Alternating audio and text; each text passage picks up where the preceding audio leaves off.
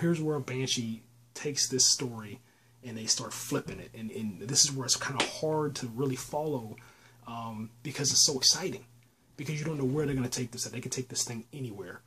So, Lucas gets access to the Marine base. And he's meeting Colonel Douglas Stowe. As he's walking into the Marine base, they're showing him these locations with this money. Now, I think it's 8 to 10 million unmarked, unregistered, clean bills, all US dollars, you know. And as he's walking through, he starts casing the joint. You know, he's looking at the cameras. He's looking at the vault.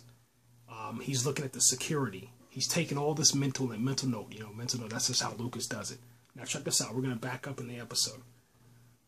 Lucas has a daughter, okay, that we found out in season 2. We know that Deva is now Lucas's daughter, okay? And the reason why we know that is because Gordon Hopewell had a gun.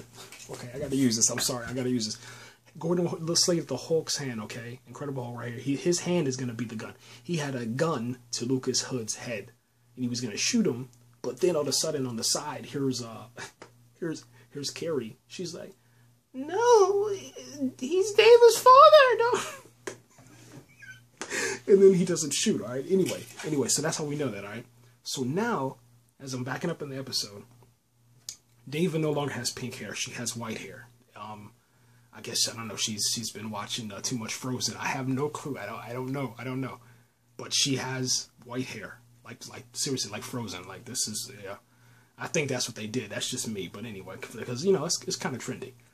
But she has white hair. She's still hanging out with the wrong crowd. She's still, I guess, turning into a little street punk, you know. And anyway, she goes and she robs this place called the Stash, which you guys should know what that is by now. It's a it's a weed shop. And when she goes in there, she steals $37 to $38. And then as soon as she runs outside, guess who's there? Yes, you guessed it. Yeah, Lucas Hood is there. He's sitting on the hood of his police car, and he's like, "You rest of you two, get out of here. David, come over and talk to me." And as he talks to her, he says, "You know, how much did you get?" She says $38. And then after that, he starts walking through the stash with her, and he kind of does this like fatherly advice thing, which is kind of weird. Seeing him give fatherly advice, that's very, very strange. But he starts telling her how to properly case a joint, right? And he tells her about the safe. He tells her about the money. He tells her about if you can, steal the register. Don't worry about stealing just the money. Steal the safe. Look for the camera. Look for security, etc. Now, that scene, when you fast forward and you look at the scene with the Colonel Stowe, that's what he was doing inside there with the $8 to $10 million of unmarked bills inside the Marine base. He was actually showing what he does without saying it. They just showed you him doing it.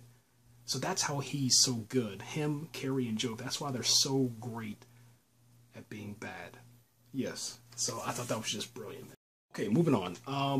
Here's what's interesting. Here's where the show gets really, really interesting. Last season, season 2, we saw that Rebecca was the one that killed Alex Longshadow. No one knows this besides Kai Proctor. Possibly Clay. We don't know yet. But we do know that Rebecca shared the information with Kai Proctor, who is her uncle, Kai Proctor. All right, I gotta make sure I say this because this is I don't cut. Anyway, hey, so Rebecca, the changes that she's gone through this season, for season 3, episode 1, the fire trials, she's unrecognizable. She is completely different than what she was in season 2. She's killed somebody now, and when I say kill, I mean like physically, like slit the neck, shot him in the head, stabbed him in the neck, almost got killed herself, you name it. And I think what that does to a person, what that does to her as far as her character, is it gave her this sense that, she elevated herself. Elevated herself to a level that's past Clay, for one. That she's like the queen of Proctor's meats, like she she's running things. Like, she's Proctor's right-hand man. And she got to think a little, how do you want to say it? Yeah, I think she got a little complacent. I think that she thought that she was safe, for one. Nobody was going to catch her. Nothing was going to catch up with her. And her and Kai Proctor can continue, you know, running Banshee. Then all of a sudden, all right, they're at the Gentlemen's Club. I think this is Savoy Gentlemen's Club. And Rebecca goes outside, which she normally does, and she, you know, smokes. And she's going out there to smoke. One of the stripper girls walks back inside. One of the strippers walks back inside. And she's sitting there, you know, taking a puff. All of a sudden, Chayton, yes, Chayton, he comes up, man, and chokes her in the neck. Chokes her right here, yo. Like, matter of fact, here we go, watch. Like, here's Chayton, all right, here's Chayton. Here's Rebecca, he chokes her. He's like, I'm coming after you. As soon as I get a chance, you're mine. You and Kai Proctor, something like that. Now, I'm not saying he said those exact words, but he did look like the Incredible Hulk. You better believe that, all right? And anyway, man, one of those beautiful scenes, man, that Banshee does so well is, you know, they showed her screaming, they showed the emotion. It wasn't as soon as she was choked, you know, like Chayton, he choked her, he let her go, she just kind of fell down to the ground, she was crying, and then all of a sudden you saw how she was reacting. And me personally, I think that that's the inside, what she's feeling inside. She's not going to show the weakness on the outside, at least I don't think. But that's what they showed, man. They showed like that slow motion with her screaming and letting out that frustration and that emotion. And that's that she's fearful. Now check this out. Before I go forward, I gotta back up.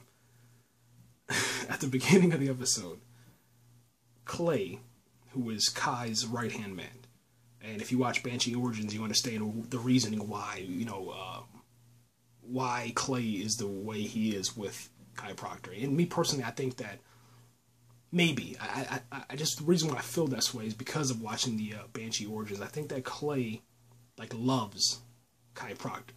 I think that he does. I think that he really does. He needs Kai Proctor to just be him and Kai Proctor. Clay and Kai, that's it. No one else. But then Rebecca, throwing Rebecca in the mix, I think that really irritates him. Okay? I think he's very protective of Kai Proctor. So anyway, Kai knocks on the door. All of a sudden, Proctor comes there to the door. He's pretty much like butt naked. And Clay's like, blah, blah, blah, you got a problem or whatever, we got to work it out. And then all of a sudden, he's like, all right, I'll see you in a little bit or whatever. Anyway, he kind of walks back to the bed. And he kind of backs up. It seemed like he backed up a little bit, maybe left the camera in there. I don't know. But anyway, all of a sudden, up pops Rebecca. Up pops Rebecca. Not going to say anything else. Not going to say anything else. But going forward, I think that Clay and Rebecca, they're going to duke it out. That's my prediction.